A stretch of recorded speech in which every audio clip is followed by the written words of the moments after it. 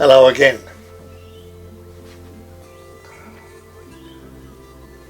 Catharism is not a cross to bear. Cathar Love 168. Catharism is not something you have to carry. If anything, when you become involved in Catharism and you decide that you're basically following the Cathar Philosophy, it's Catharism that carries you along in a very pleasant way indeed. I don't normally have times and dates and things like that, but this is virtually the end of 2021, my 88th year. And not a problem. No glasses, no hair dye. Doctor says you're the only one who doesn't have any problems. Only one I've got that's over 85. So I'm okay. I'm doing well. I'll be around for quite a while to annoy you or whatever. And it's 2021 has been a remarkable year with COVID and worldwide, and it's really turned so many people's worlds upside down in so many ways. For some, it's been beneficial. For others, it's been an absolute disaster. So, people are looking forward to 2022 with some with eagerness, others with apprehension, but whatever. But Henri Notabors, the Cathar Perfecto, said, look, he said, the first thing we need to do, he said, is acknowledge that things are just as they are, and that's it. So we're here now. What do we do about it? Don't worry about the what ifs. So this is, in effect, really a continuation of the previous video, which is the Cathar Philosophy. So, carrying on, because Cathar Philosophy was quite, although not difficult to understand, they still had quite a deal to their philosophy. And one of the things that they did have was a complete disdain of the cross. The Cathars disdained the cross. The reason for this is that they there was a number of reasons. One, the crucifixion, to crucify somebody, was the nastiest way of killing somebody that the Romans could devise. So there was apart from some pieces of graffiti, there's virtually very little depiction of the cross. And there's a few bones, fragments that they found, one only a year or so ago, and it shows the nail went through, the 2 feet were put together and the nail went through the ankle bones, not in the front as depicted on so many paintings, and not through the hands, nails either through the wrist or the wrists were tied. So it was horrendous. The Cathars couldn't work out why someone would worship the thing that killed in such a horrible manner their saviour. Their argument was, if a dagger killed your mother, would you worship the dagger? If a rope hung your father, would you worship that rope? Why would you worship the cross? So they certainly disdained the cross. It was a joke to them. So they had no time for the sacraments. Baptism, they said, you can't even spell the word. You're baptizing a child, as if it made any difference to a child.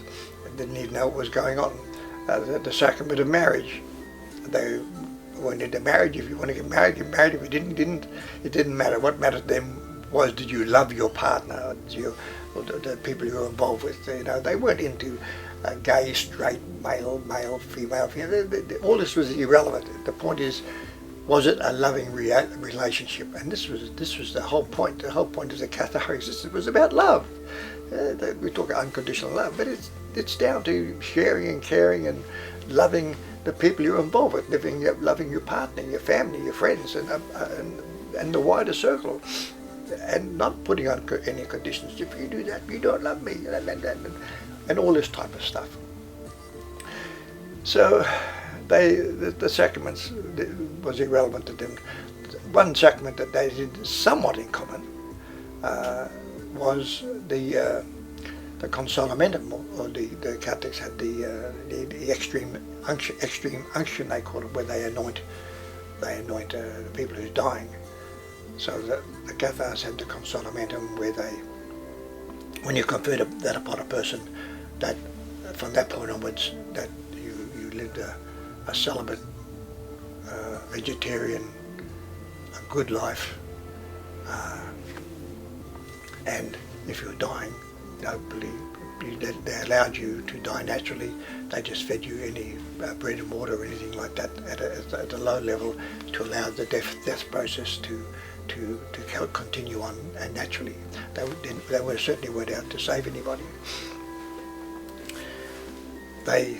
You are alive, so it's a gift of life, so celebrate life, but they also believed that death was also a celebration, because it was a door to going home. So if that's really the case, why is everyone so upset about death? But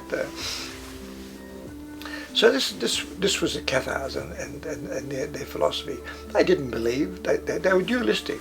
Dualists now, that's put down as a they put that down as a bad mark, that they were dualists, but because yin and yang, the whole Chinese, Asian philosophy, yin and yang, is dualist. Night and day, tall and short, sick and healthy, good and bad, everything, black and white. Everything has its opposite polarity. Of course, the thing is that with that, it's dynamic, it's changing. If there's more good, there's less bad. There's more bad, there's less good. There's more daylight, there's less nighttime. As night falls, day retreats, etc., etc. So it's an ongoing dynamic thing.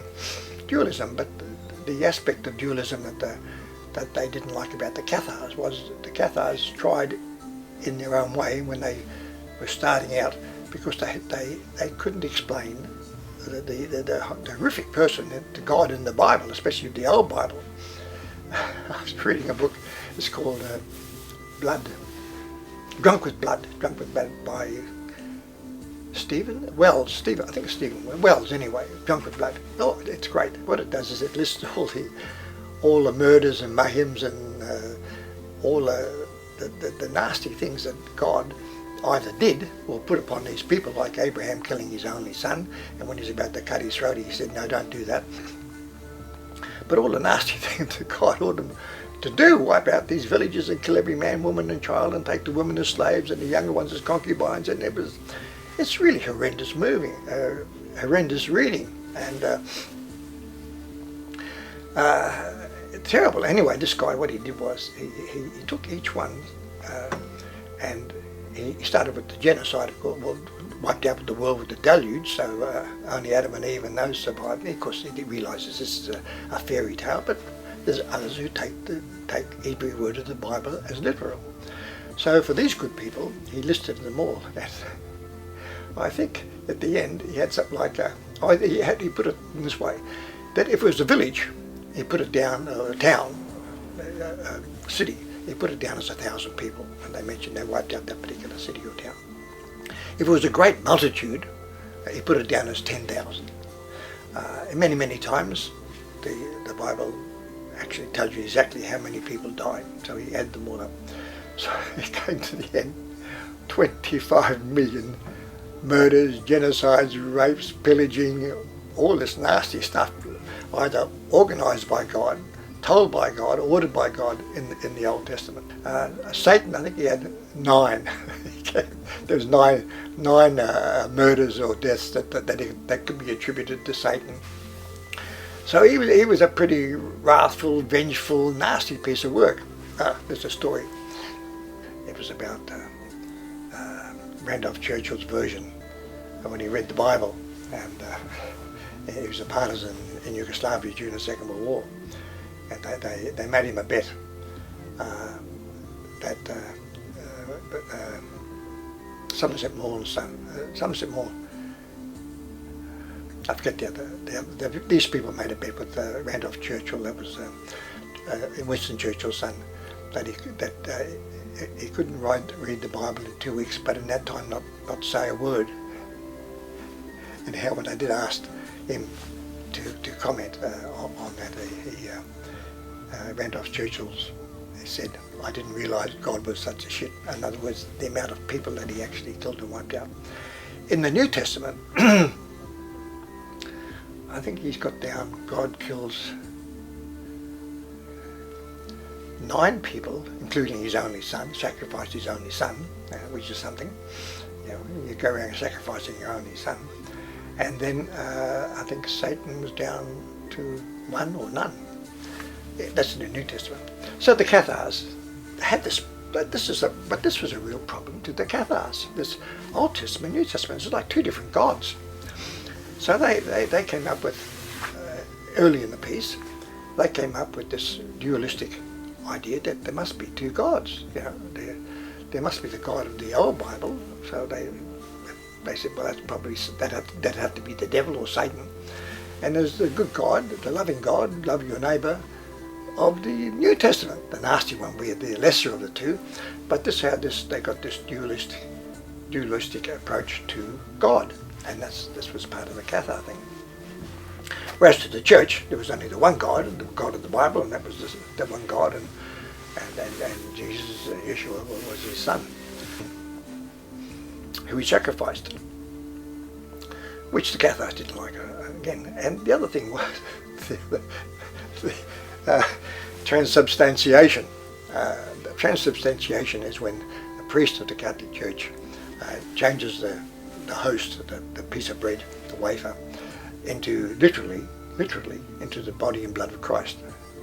Now, this was a real dilemma for the Cathars, because the final part of their life they wanted to be more spiritual, more mystical, and they, if with their wife's permission, the husband went off, or the wife went off with their husband's permission, whatever, they need to get, if they were married, and then they became trained to be a Cathar priest or priestess, a good man or good woman, perfecti, and of course, when you did that, you became a celibate, but also they became a vegetarian. They did eat fish. And of course, you know, how could you eat the body, literally the body and blood of Christ, and you're a vegetarian? I don't know how modern vegetarians get on with this, with having Holy Communion, the body and blood of Christ. Anyway, I have to say, a point which I was just there thinking about, and what was it that attracted me to Catharism? Well, to start with, I didn't even know about it, and certainly didn't know about Gnosticism. I didn't know about guides, spirit guides, and here I am highly involved with them, and a range of spirit guides. And but what I did was, it was with some friends, and we were working out. I was brought up a Catholic. I'd given it away, and this friend of mine had given it away also, but not to the same degree as me. But we're talking about, you know, what would constitute a perfect religion. And the first thing to me was, I would insist on absolute and total equality of the sexes, or whatever it is. Everybody that's born and created is equal under the eyes of the Creator. That's number 1. 2, I want to get rid of hell for eternity. That was gone. So with heaven I didn't know about, so that wasn't an issue. If you went there, that was okay. But I didn't want to get rid of the day of judgment. I certainly didn't want that. That, you know, all you're totaling up the good things you do, and all the, you know, there's Muhammad Ali, who a wonderful boxer and one of the most graceful athletes that ever set foot in the boxing ring. And he became a Muslim, Muhammad Ali, and they call him Muhammad Ali Clay over in the Muslim countries, because there are so many Muhammad Alis, and to differentiate him from the rest. And he was held in extremely high regard over there. But he said, and he used to say that, you know, there's an angel up there, and he's literally writing down, putting down every good thing that you do, and every nasty thing or evil thing that you do, and that will all be weighed up at the end. So that's getting a little bit like the Day of Judgment. And he said, depending on that is where you'll go. So that was his belief. Well, I didn't want any of that type of stuff. I mean, if you've got a good creator, he's a good creator, and he's certainly a good creator to my mind at that time, and now, at present, he's not going to create a nasty thing like hell, and whether you murder one or murder 1,000, you get the same sentence, eternity, and fire and brimstone. Pretty nasty place. So, a monkey could work up a better system than that, to my mind.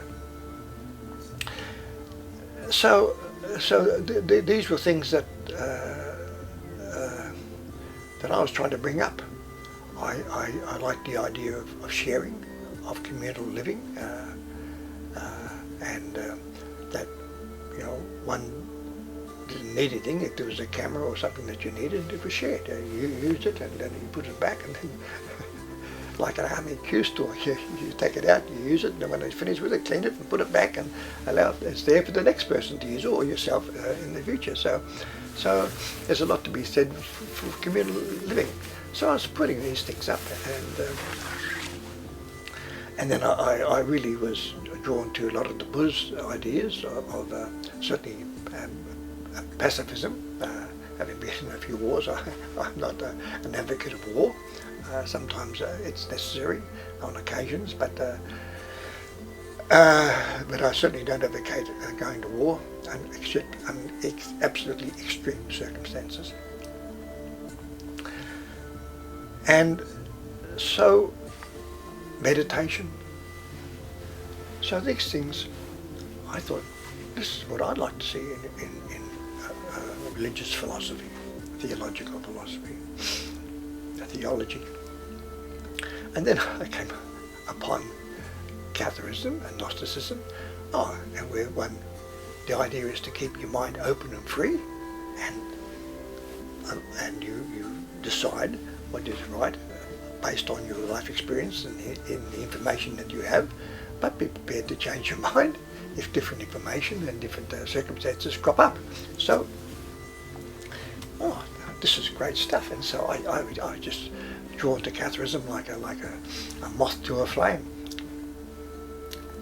That might not be a great analogy, and more like a bee to a beautiful flower. Anyway,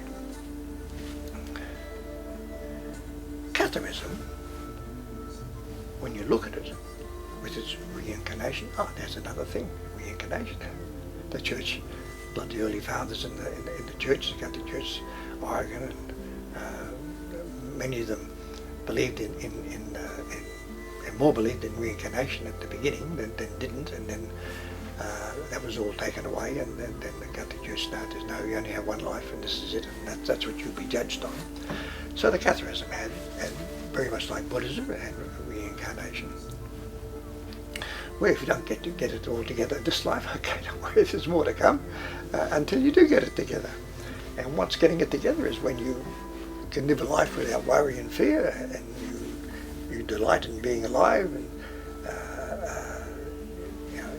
everyone cops rubbish, with the good times and the bad times, but you've got so much internal joy, internal bliss, that this is all just external stuff. It's not really affecting you internally at all, emotionally.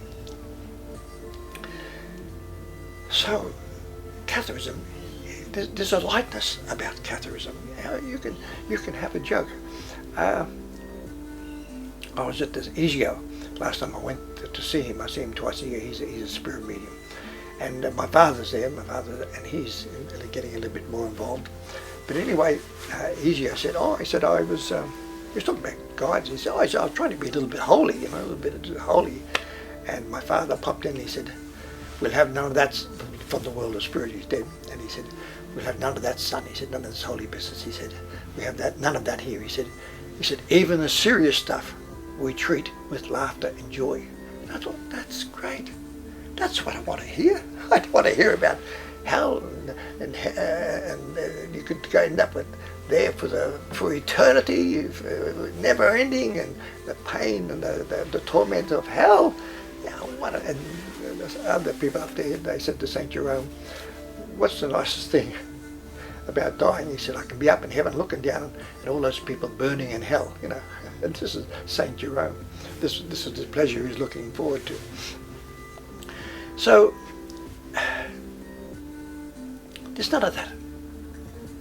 This day of judgment, heaven, hell, with Catharism, there's a world of spirit. I go twice a year to my spirit meeting. My parents are there, the dog's there, different people pop in, people I've forgotten about, and people from the Korean War, and the spirit meeting doesn't know any of these people. And it's just wonderful. And they're up there. Their concern is for us. They're home. So this, which means there's a very strong mystic side to the Cathar philosophy, to the Cathar movement. And I have to say that from people who've contacted me, emails, people that I know, those who've been caught up in not necessarily Cathar but Gnostic, and they're out to change their advance spiritually, mystically, and they're searching. Over and over, they all seem to have had certainly one major mystic experience. What gets me about it is that they all go through such a wide range of different mystic experiences. It's amazing. It certainly points out to me that even if we're on the mystic path or a spiritual path, we've all got our own very individual journeys.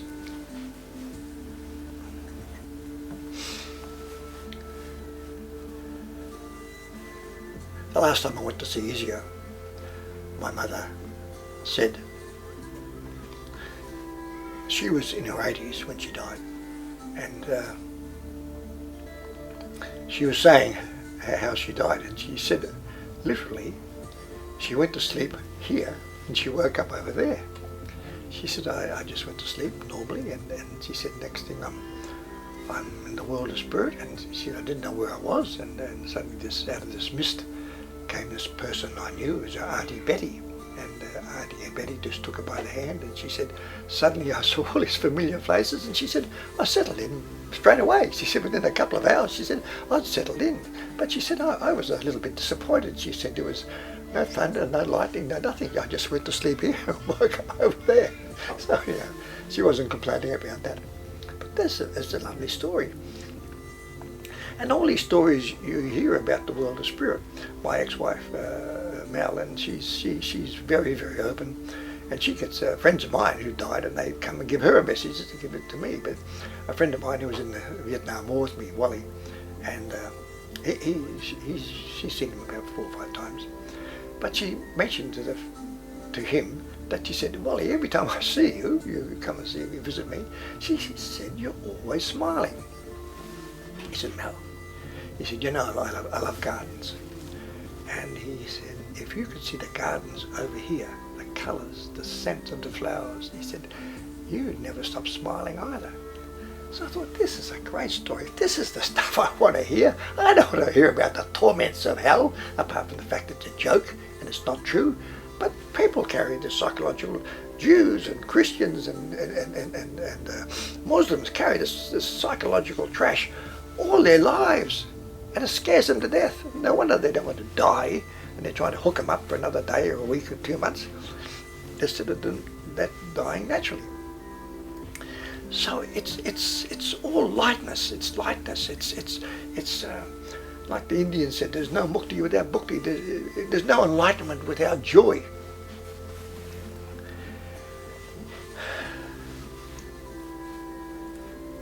Catharism is not a cross to carry. It's not burdensome. There's a lightness about it. There's a freshness about it. There is a beauty about it. There's nothing nasty about it. Cathars never persecuted anybody. They were friends with Catholics and Jews. They debated with them. They wanted to learn. They learnt their medicine from the Arabs and the Saracens. Everybody was welcome. One thing I did like about Muhammad Ali, he was saying that he did have, and when they talked to him about religion, his answer wasn't. His answer was, he said, look, there are so many rivers and streams. He said, but they all contain water. I don't know when he said it, but they usually all flow to the ocean, so they're all heading towards the source anyway. And everybody's living out their own life. So another thing with the Cathars, that they, being dualist, they didn't believe that there's a good person or there's an evil person. They believed everybody has a capacity for goodness and a capacity for evil, the nasty things. Depending on your circumstances, who you are and what you are and your own internal principles, that's it. So, you know, Himmler, who organised, wiped out 6 million Jews, yeah, he was a great family man. He had 4 kids, I think. He had 3 boys and a girl, and poisoned them all. They all died. It was Hitler in the bunker. But he was a renowned, wonderful family man. A good man in his way, but he still liquidated 6 million Jews. So there's a pretty nasty side to him as well. But this is all part of this dualistic philosophy.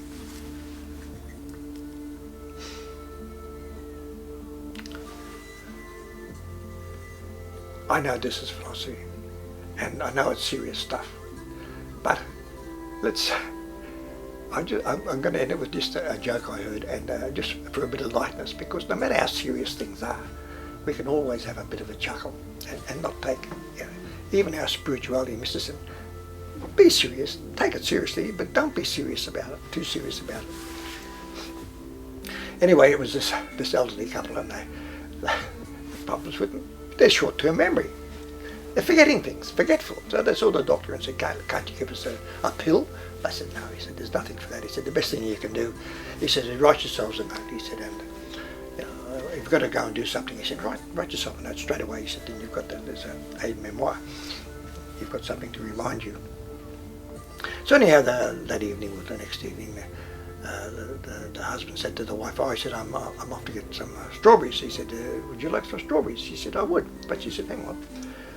She said, I want more than strawberries. He said, oh, okay, what is it? She said, I want strawberries and cream. She said, write it down. He said, come on. He said, I want strawberries. You want strawberries? You want strawberries with cream? No problem, darling. He said, I'll go and get it. No. She said, I want something else. He said, you want strawberries, but I want strawberries with cream and with ice cream. She said, write it down. He said, oh, look. He said, I want strawberries. You want strawberries with cream and ice cream? I'll go and get it. Don't worry about it. Sit there. I'll be back in a few minutes. 10 minutes later, he comes back. He's got 2 cups of coffee. He gives her a cup of coffee. And she said, and where's my bacon and eggs? This becomes less funny and more serious as you get older, because the old short-term memory, occasionally. Anyway, all the very best for the festive season, and I hope for you and yours, and I hope that 2022 turns out to be a delight and full of wonderful surprises. There'll be hard times, but let's hope the good times outnumber the hard times. Bye for now.